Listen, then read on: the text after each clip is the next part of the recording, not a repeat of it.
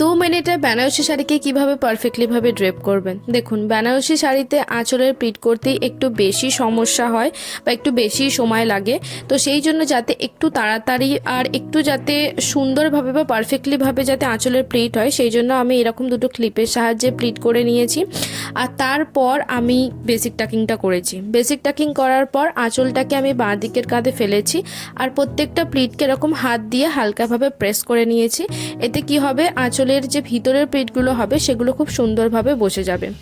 এরপর আমি বাঁ দিকের কোমরের ফ্যাব্রিকটা টেনে নিয়ে এসেছি আর দুটোর মতো হিপ প্লিটস করে সেটাকে পিন দিয়ে ভালোভাবে সিকিওর করেছি।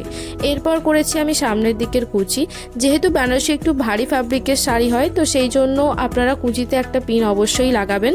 আর একেবারে শেষে আঁচলের প্লিটগুলো আমি আরেকবার ভালোভাবে সেট করে নিয়ে পিন লাগিয়ে নিয়েছি। তো এরকমভাবে যদি বেনারসি শাড়ি পরেন না, তাহলে সেটা একদম সুন্দর আর খুব তাড়াতাড়িভাবে ড্রেপ হবে।